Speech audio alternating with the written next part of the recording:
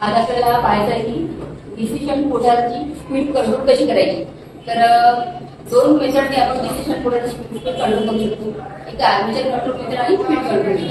तर आज आपण बघणार आहोत की स्पीड कंट्रोल मेथडची डिसिशन मोटरची स्पीड कशी कंट्रोल करायची। तर ही जी मेथड आहे स्पीड कंट्रोल मेथड, या मेथडने आपण त्याची जी रेटेड स्पीड असेल त्या रेटेड स्पीडपेक्षा स्पीड वाढवू शकतो। रेटेड जी स्पीड दिली असेल, समजा त्याच्या नेमके 1500 आरपीएमची स्पीड असेल तर त्या स्पीडपेक्षा स्पीड वाढवता येईल, ती स्पीड कमी करता येते। कमी करायची असेल तर आर्मेचर कंट्रोल मेथड वापरतो। तर आपल्याला बघायचं आहे आज की स्पीड कंट्रोल मेथड म्हणजे जी रेटेड स्पीडपेक्षा आपल्याला स्पीड कशी वाढवायची, ती पद्धत कशा पद्धतीने आपण ही पद्धत हे प्रॅक्टिस करताना ती मुदत कशी कनेक्ट करायची, तिथे जे लागणारं जे अॅमीटर व्होल्टमीटर जे इक्विपमेंट लागणार अॅमीटर व्होल्टमीटर आणि रेव्हिस्टॅट हे कसे यांचं सिलेक्शन करायचं। तर कशा पद्धतीने सिलेक्शन करायचं, तर ही कनेक्ट करत असताना बघा जी मोटर तुम्ही घेणार आहे प्रॅक्टिकलला, जी मोटर प्रॅक्टिकल घेणार तर त्या मोटरचं पहिले तुम्हाला बघायचं आहे की त्या नेमप्लेटवर काय काय माहिती दिली आहे, ती किती आरपीएम, त्याची स्पीड किती आहे, किती स्पीड आरपीएम फिरणार आहे, त्याच्यानंतर लोड करंट किती आहे, किती व्होल्टेजवर तिला व्होल्टेज किती द्यायचं आहे, किती व्होल्टेजवर ती वर्क करणार आहे किंवा किती तिला व्होल्टेज द्यायचं आहे, हे तुम्हाला सर्व माहिती त्या नेमप्लेटवर वाचायची आणि तुम्हाला लिहून काढायची।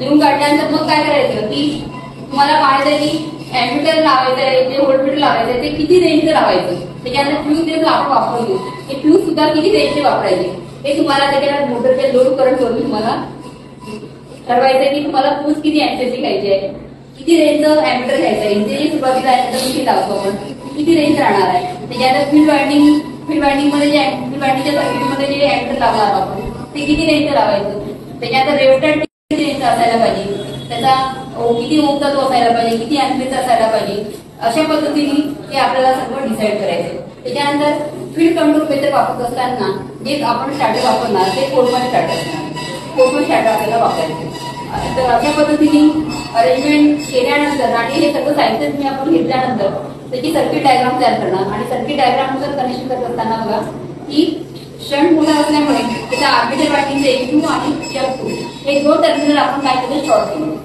त्याच्यानंतर शॉर्ट केल्यानंतर हा फील्ड वाइंडिंगचा जो F1 आहे, F1च्या सिरीजमध्ये एक अॅमीटर लावलं आणि ते अॅमीटर असेल 0 ते 1 रेंज, 0 ते 1 अँपिअरचा आणि मुव्हिंग कॉइल टाईप आणि 0 ते 1 रेंजचा अॅमीटर लावलं आणि त्याच्यानंतर त्याच्या सिरीजमध्ये आपल्याला लावायचं एक रेव्हिस्टॅट लावायचं, वेरिएबल रेव्हिस्टॅट लावायचं आणि तो रेव्हिस्टॅट असणार आहे 220 ओम आणि 1 अँपिअरचा। आणि हा जो रेव्हिस्टॅट आपण लावणार फील्ड वाइंडिंग मध्ये तो जोडणार आहोत, त्या जोडत असताना तो तुम्हाला असेल कट आउट पोझिशनला, म्हणजे त्याचा जो रेजिस्टन्स आहे तो मिनिमम रेजिस्टन्सच्या पोझिशनवर त्याला ठेवायचा आहे। हा जो तुम्ही रेव्हिस्टॅट घेणार त्या रेव्हिस्टॅट मिनिमम म्हणजे कट आउट पोझिशन म्हणजे त्याचा मिनिमम रेजिस्टन्सच्या पोझिशनला त्याला ठेवायचा आहे। आणि अशा पद्धतीने रेव्हिस्टॅट, अॅमीटर आणि फील्ड वाइंडिंग या तिघांनाही आपण सिरीजमध्ये कनेक्ट केलं, त्यांचं हे सिरीज कॉम्बिनेशन तयार केलं। सिरीज कॉम्बिनेशन तयार केल्यानंतर रेव्हिस्टॅटचं हे जे टोक आहे हे टोक आपल्याला जोडायचं आहे स्टार्टरच्या F1, कोणत्याही स्टार्टरच्या Fला जोडायचं। अशा पद्धतीने फील्ड वाइंडिंग, अॅमीटर, रेव्हिस्टॅट हे आपण F टर्मिनलला जोडले।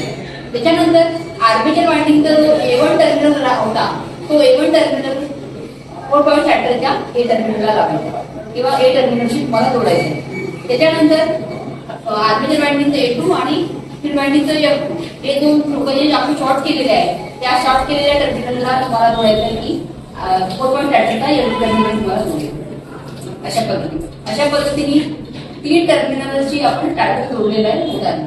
त्याच्यानंतर डीसी सप्लायचा जो पॉझिटिव्ह टर्मिनल आहे, डीसी सप्लायच्या पॉझिटिव्ह टर्मिनलच्या सिरीजमध्ये एक अॅमीटर लावायचं आहे। एक अॅमीटर लावल्यानंतर ते अॅमीटरचं जे दुसरं टोक आहे ते तुम्हाला जोडायचं आहे ते स्टार्टरच्या F1ला जोडायचं आहे। त्याच्यानंतर डीसी मोटारचा जो निगेटिव्ह टर्मिनल आहे तो जोडायचा आपल्याला त्या अशा पद्धतीने तो जिथे तुम्ही F2 टर्मिनल जोडलेला आहे A2 आणि F2 हे जे दोन टर्मिनल आपण शॉर्ट केले आहे त्या शॉर्ट केलेल्या टर्मिनलला F2 जोडला आणि त्याच F2ला सप्लायचा निगेटिव्ह टर्मिनल जोडला। अशा पद्धतीने आपण कनेक्शन डायग्रामनुसार कनेक्शन करायचे आहे। कनेक्शन केल्यानंतर तुमचा जो रेव्हिस्टॅट असणार आहे, रेव्हिस्टॅट हा कटआउट पोझिशनला म्हणजे मिनिमम पोझिशनला ठेवायचा आहे। अशा पद्धतीने केल्यानंतर आणि एकदा खात्री करून व्यवस्थित कनेक्शन केलेलं आहे केल्यानंतर आपल्याला काय करायचं आहे की डीसी मोटरला सप्लाय द्यायचं। डीसी मोटरला सप्लाय दिल्यानंतर डीसी मोटरचा जो 4.5 ट्रॅक्टरचा हँडल आहे तो ऑन पोझिशनला न्यायचा आहे. ऑन पोझिशनला नेल्यानंतर मोटर स्टार्ट होईल. मोटर स्टार्ट झाल्यानंतर आपल्याला आता पाहिजे की एक्सिलेटर मोटरची स्पीड मोजायची. मोटरची स्पीड जर आपल्याला ती किती मिळते ती रेटेड स्पीड एवढी स्पीड मिळते ते आपल्याला चेक करायची. आणि आता खात्री केली की आपण रेटेड स्पीड एवढी स्पीड आपल्याला मिळते. त्याच्यानंतर काय करायचं आपल्याला त्यानंतर तुम्हाला हा जो वेबसाईट लावलेला आहे स्पीड बँकेच्या समोर जो वेबसाईट लावलेला आहे त्या वेबसाईटला त्याचा जो रजिस्टर आहे मिनिमम पोझिशन काय आहे आता त्याला आपल्याला थोडं वाढवायचं आहे. एक स्टेप बाय स्टेप त्याला वाढवत नाही. मग हा जो वेबसाईट आहे त्याचा रजिस्टर वाढवायचा आहे. जसं आपण रजिस्टर वाढवतो तसा या ब्रँचमधून जाणारा करंट कमी कारण रजिस्टर वाढेल त्याच्यातून जाणारा जो करंट असेल या ब्रँचमधून जाणारा करंट कमी होईल. जसा फील्ड वाइंडिंगमधून जाणारा करंट कमी होईल तशा फ्लक्सचा काय कमी होईल. फ्लक्स कमी झाल्यामुळे स्पीड काय होईल वाढेल कारण की डीसी मोटरची जी स्पीड आहे ती फ्लक्सच्या व्यक्त प्रमाणात म्हणजे फ्लक्स कमी झाल्या तर स्पीड ही वाढते.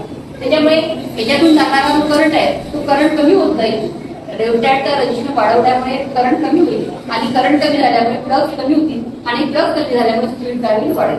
आता आपण काय करणार की प्रत्येक स्टेपला प्रत्येक स्टेपला या मीटरचं रिडिंग स्पीड वाइंडिंग मधून जाणारा करंट स्पीड वाइंडिंग मधून जाणारा करंट मोजणारा हे जे ॲमीटर लावलेलं आहे आपण त्या ॲमीटरचं रिडिंग त्याच्यानंतर हे जे व्होल्टमीटर आहे व्होल्टमीटरचं रिडिंग आणि सुरुवातीला लाईन करंट मोजायचं जे ॲमीटर लावलेलं आहे त्याचं हे तिन्ही रिडिंग घेणार. सोबतच आपण टेकोमीटर त्याची स्पीड मोजणार. अशा पद्धतीने पुन्हा काय करायचंय नंतरची स्टेप सेकंड स्टेपला हा जो वेबसाईट आहे त्याचा रजिस्टर परत वाढवायचा.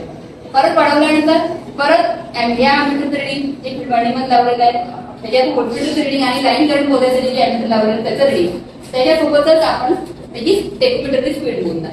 असं करत करत आपल्याला काय करायचंय हा जो वेबसाईट आहे हा वेबसाईटला आपल्याला कटिंग पोझिशनला आणायचं म्हणजे मॅक्झिमम रेजिस्टन्स आपण फील्ड वाइंडिंग मध्ये ऍड करणार.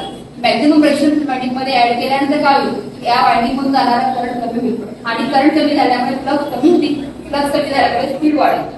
असं करून करून आपण फक्त याची जी रेटेड स्पीड असेल त्या रेटेड स्पीडच्या 30% आपण स्पीड वाढवू शकतो. त्याच्यापुढे आपण वाढवू शकत नाही. तर त्याच्यापुढे वाढवायला गेलो आपण तर काय होणार ते जास्त निर्माण होईल आणि लॉसेस व्हायला लागतात. म्हणून आपण या पद्धतीमध्ये जी त्याची रेटेड स्पीड आहे त्या रेटेड स्पीडच्या 30% स्पीड आपण वाढवू शकतो. त्याच्या पुढे आपण वाढवू शकतो. तर आता हेच प्रॅक्टिस आपण मशीनवर कशा पद्धतीने परफॉर्म करायचे